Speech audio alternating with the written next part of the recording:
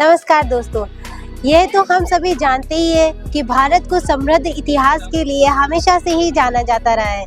एक समय में भारत में प्रिंसली स्टेटस हुआ करते थे, जिनका लाइफस्टाइल एकदम शाही करता था।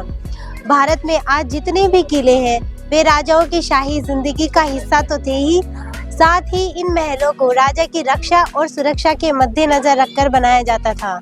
इन किलों से जुड़ी अनेक कहानियां हैं जो राजा के दुश्मनों और काफी सारे आंतरिक और बाहरी युद्धों से जुड़ी हैं। कुछ महल के हिस्से ऐसे हैं जिन्हें समय के अनुसार किले के शहंशाह ने आगे बढ़ाते गए हैं, और कुछ किले ऐसे हैं जो अपना अस्तित्व ही खोते जा रहे हैं। वो मजबूत दरवाजे जो बंद होने के बाद 10 लोगों को मिलकर खोलना पड़ता था, आज रख रखाव के अभाव में वो दरवाजे कहीं दिख ही नहीं रहे हैं। और आज हम बात करेंगे एक ऐसे ही किले की। यह है धोद का गढ़, जिसे धोद फोर्ट के नाम से भी जाना जाता है। यह फोर्ट सीकर रेलवे स्टेशन से लगभग 23 किलोमीटर की दूरी पर स्थित है। धोद का यह किला सीकर रियासत का एक महत्वपूर्ण ठिकाना था, और सीकर रियासत के 2 राजाओं के कार्यकाल में रियासत की राजनीति का यह किला प्रमुख केंद्र था।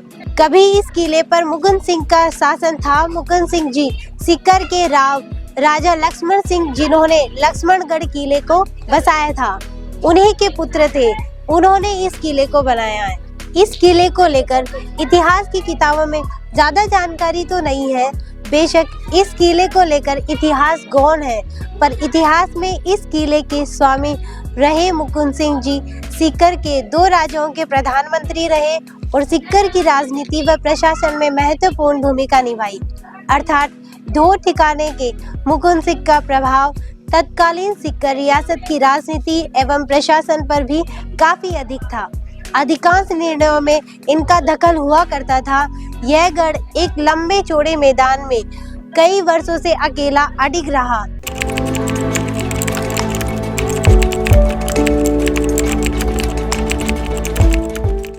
जैसे ही गढ़ में प्रवेश करते हैं तो गढ़ का प्रवेश द्वार काफी बड़ा और मजबूत प्रतीत होता है। मुख्य द्वार से प्रवेश करते समय यह गढ़ काफी विशाल प्रतीत होता है।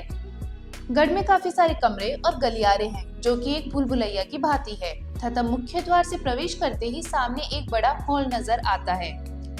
हॉल के बाहर चद्दर लगाकर बरामदा बनाया गया है, जिसे देखकर लगता है कि यह आगंतुकों के स्वागत के लिए बना है।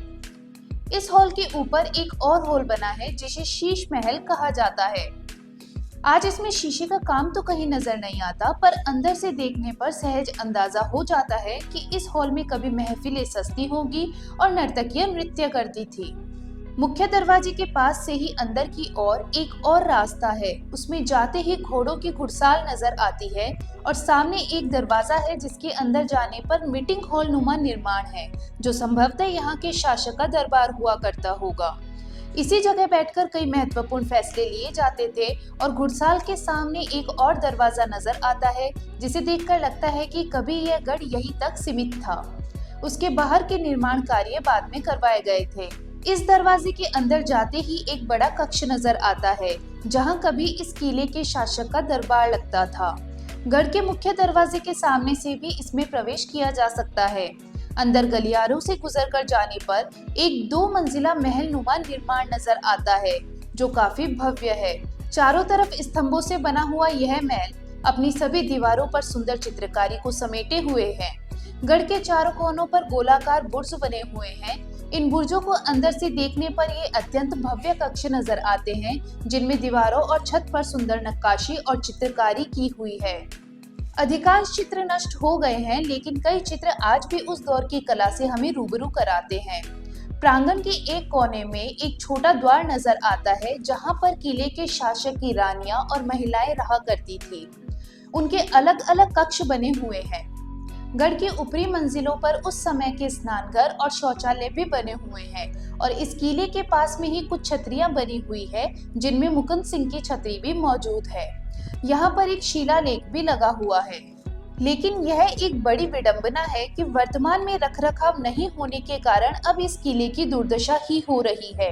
लेकिन इसे देखने पर यह अंदाजा लगाना बिल्कुल भी मुश्किल नहीं है कि यह गढ़ अपने स्वर्णिम काल में काफी गुलजार रहा होगा। व रखरखाव व देखरेख के अभाव में किले में कई जगह ऐसे स्थान भी नजर आते हैं जो देखने पर लगता है कि असामाजिक तत्वों ने गड़ा हुआ धन निकालने के लालच में यहाँ खुदाई की है। बेशक मुकुंद सिंह का और सीकर रियासत का इतिहास बहुत ही रोचक और विस्तृत है।